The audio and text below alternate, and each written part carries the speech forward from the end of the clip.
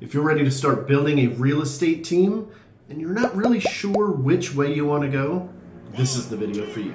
Let's get into it.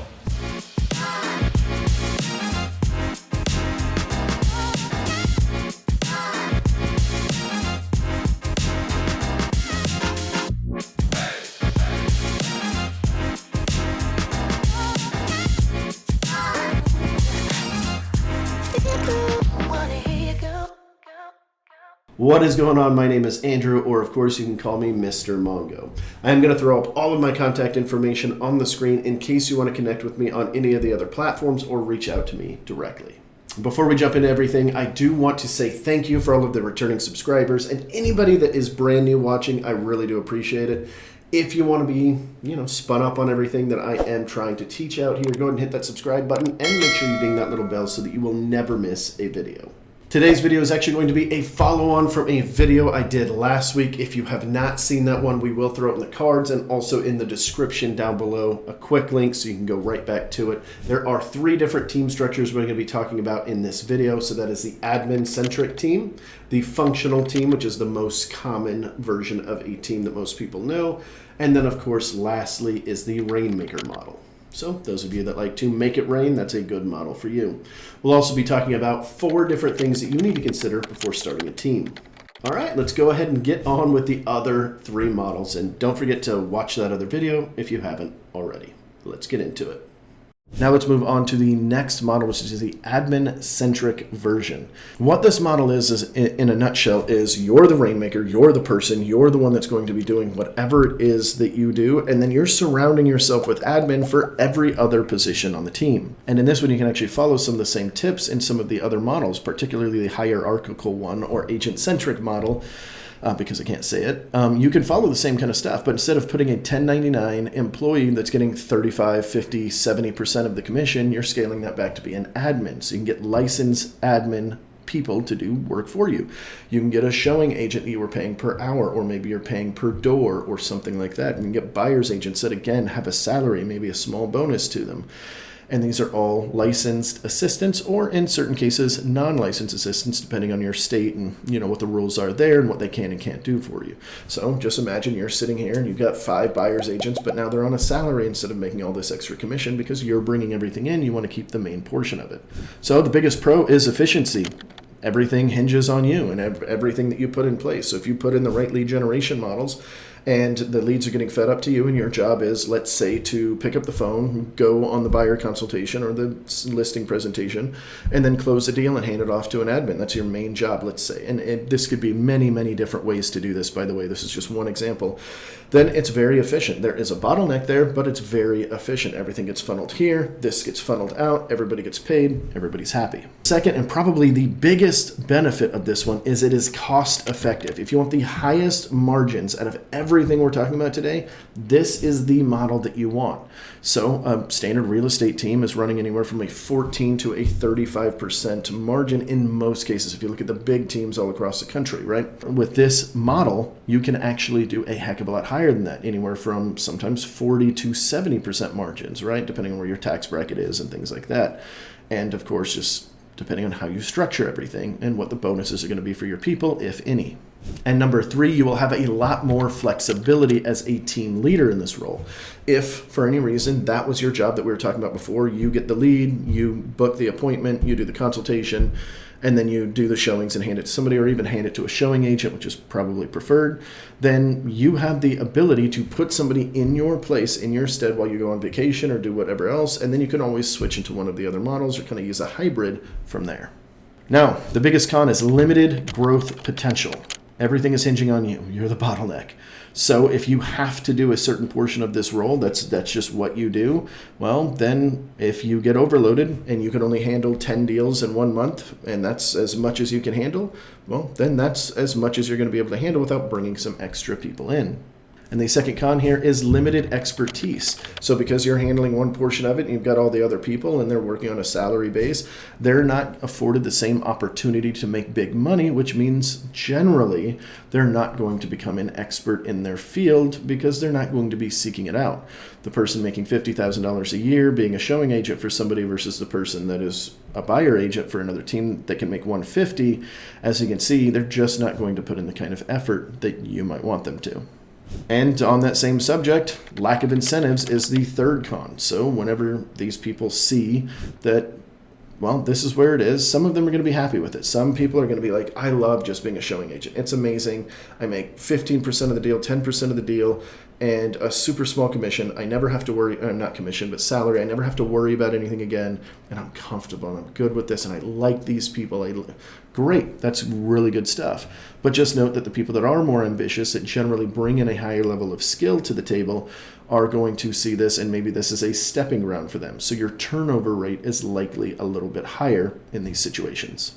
Now, the next model is the Rainmaker model. This one is particularly good for anybody that's got a little bit of an ego.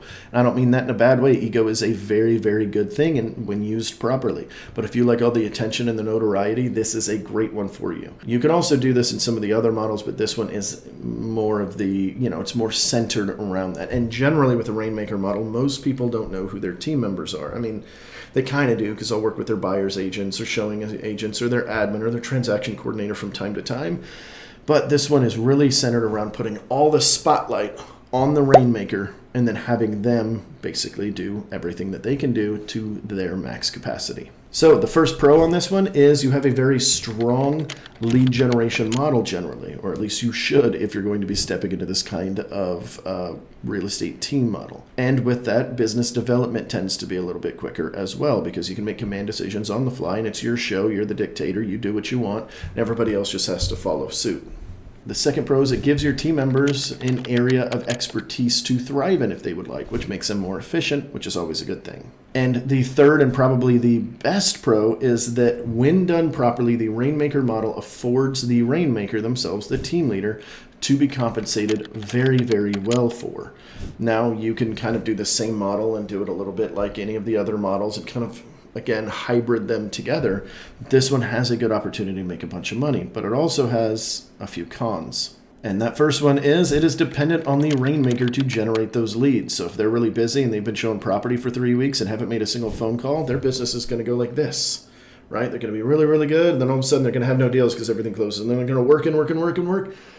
So you need to make sure that you're just putting in some things to standardize how you're doing things or put other team members in charge of the lead generation while you go be the Rainmaker.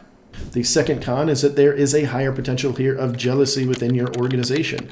So somebody else that is seeing them do all the work, they lead generated the lead and they did the showings and then they put it under contract and now you're in charge of everything and they have to take a back seat because that is generally how most Rainmaker models are and a lot of it goes right to the team leader and they just kind of handle all the stuff contract to close on top of the transaction coordinator, but they are there for all of the big questions and the tough things. Which means that a lot of times your agents are going to lose business to you in the future because they're going to feel like that person was in charge. And the last con is very similar to some of the other ones. You're going to have problems maintaining morale and just maintaining the team in general. You are generally going to have a lot higher of turnout of people coming in and out. Most Rainmaker teams that I see, they have a very core group, 3 or 4 people that basically stay. They understand, they see the vision, they acknowledge the vision, they want to be a part of it, and then everybody else is coming and going fairly quickly. Newer agents are jumping on board and finding out, oh, hey, my face is completely taken away from everything. Everything goes to the team leader. Everything's branded under him. Nobody even knows I exist. For some people, that's going to be a problem, but that's all right. If you're thinking about doing the Rainmaker model, just make sure that you're hiring people that are very humble. Humble is going to be one of the biggest traits that you're looking for if you want to keep people for a long time. Now, the last model is the functional model. This is generally one that gets kind of maneuvered into over time. Maybe they tried some of the other models to get started, but this one's very hard to start out with unless you're joining a major company or somebody that has something in place to basically create this very quickly for you. There's a bunch of other people out there. I know our company does what's called nexuses, and that's sort of a bridge the gap between the brokerage and the team so that you can have a nexus here that provides marketing and staff members and lead generation automation model and virtual assistants to run whatever for you, right? So in that case, very good thing. But a lot of times you generally have to start sliding into this model. And it's very simple. It's basically where everybody has a functional purpose on the team, and you use that when you need it, essentially. So the first pro is it allows people to get into their specific interests and allows them to become an expert, which is very good. That makes things more efficient, makes things easier, makes the team run smoother. And the second, and probably my favorite pro on this one, is that it allows for highly streamlined workflow in general. So if you're a specialist of this, everything that comes across your desk, you own it, it's yours. It makes it very, very efficient. And of course, a functional model generally comes with a bigger team. So with that, it gives opportunity to team members if they see a role that might fit them a little bit better. Maybe somebody got into real estate, they've got their license, they start doing this and realize, holy cow, I've got to lead generate. This is a lot of work. Where's my business coming from? I really like the marketing piece. It's really all I cared about. Well, it might be an easy sidestep to get into the marketing team where, yeah, sure, maybe you're not an agent anymore. Maybe you just sell a little bit on the side, but you can focus on the thing that matters to you most as a team agent. Now, one of the biggest cons is kind of on that same subject, is there is a little bit of a limitation on cross-training and becoming an expert in all things. So your team agents or admin are going to be very specialized in one really tight thing, but if they needed to go out on their own, it's going to give them handcuffs a little bit. It's going to be a little bit harder for them to do that because, well, they don't have the skill set. There's somebody marketing for them. There's somebody lead generating for them. All they're doing is focusing on their role. Structured on the functional model, they're going to be looking at that and not just looking at it, oh, well, the TC dropped the ball on this. No, they're looking at the whole system. And so there's just a lot more opportunities for failure. This is more of an assembly line, right? They go from, oh, they're a lead, ISA team is handling them. Okay, cool, they're ready. An agent is going to step in, or maybe even a presenter, right? That is just going to do the buyer consult with them. And then it's going to go to the showing agent. And then from there, they're going to write an offer with the buyer agent, right? Or lead buyer agent. And then from there, they're going to go to the transaction to close person and maybe a listings manager if it's a listing, and they keep going down this line. Every one of those people can screw up, and it's going to make the entire organization look bad. So you need to make sure that your systems are very tight. And another big con of this model is that teamwork is generally going to be a little bit lower because everybody wants to stay in their lane with their kinds of people. So if you got a 3-person marketing team, 4-person lead generation team, you've got 4 cold callers, 3 listing agents, 2 buyer specialists, you got to kind of get the point. They're generally going to click with themselves, and it's going to be a little bit more difficult to get teamwork involved. And then when something does go wrong, oftentimes what I have seen in the past is that pointing fingers start happening. Well, you didn't show the property at the right time, and that's why we didn't get the offer in. And so now I feel like I got ripped off here. We didn't get these buyers under contract because you were doing whatever the thing was, right? So that does cause a little bit of friction. Now, all of that is well and good, but what do we do with this information? It is very unlikely that you're listening to this and going, okay, cool, I know which one I want, right? Maybe you've got an idea, maybe kind of between 1 or 2 of them. But now we need to actually sit down and figure out, okay, what is a pathway? What is going to provide me with whatever my goals are and whatever I want out of life? Which one's going to provide me that the most efficient manner, but also in a way that I don't hate myself every single day? The amount of times that I talk to somebody, whether I'm coaching them or helping them build a team, and they're sitting in their car crying because things just aren't the way that they thought it was going to be, that number is really high. It happens a lot. So we want to kind of move away from that a little bit and focus on the beginning portion instead of just jumping into something all willy-nilly. Let's sit down. Let's come up with a few things first. So I've got 4 things that I would consider for you to consider before starting a team and picking one of these routes.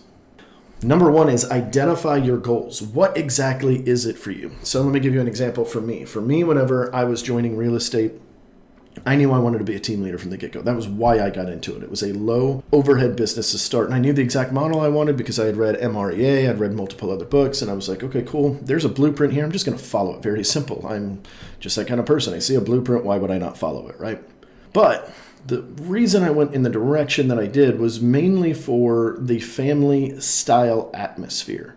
So in the agent-centric model or hierarchical model that I am currently in, it provided me with a bunch of close people around me that I can pour into, and it gives me value out of that. It is a selfish thing for me. I like watching other people succeed. That's not a cliche. It's just what I enjoy. When somebody walks up to me holding a $350,000 1099 at the end of the year, I'm like, yes, that's what you took home. You took 3 a third of $1,000,000 zone, it gives me great joy for that, right?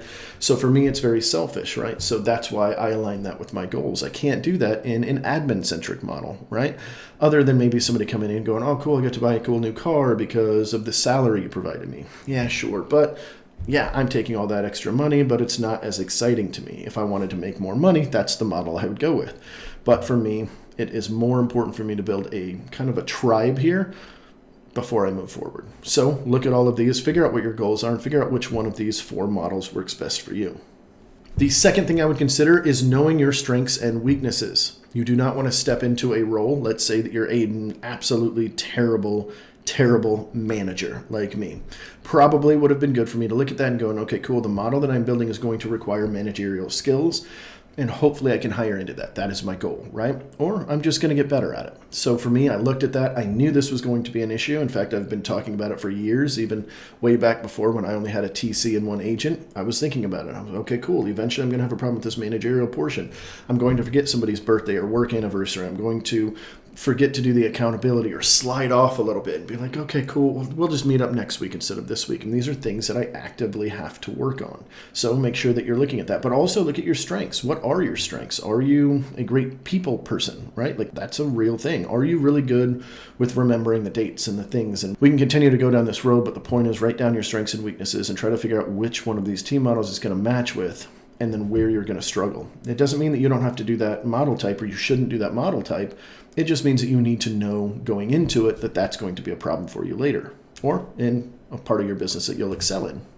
Number 3, evaluate your market. Your market might not have the space for it. So every single real estate market can vary significantly. You might be in a smaller town where you can't build a big functional team that is responsible for 300 plus sales every single month or every single year. 300 a month would be really good too. But maybe you're in a space that they just don't allow. There's just not enough sales there. You need to know that before you start trying to go down that road. And if it's still possible, you just have to do a smaller version of that model. And there's nothing wrong with that either.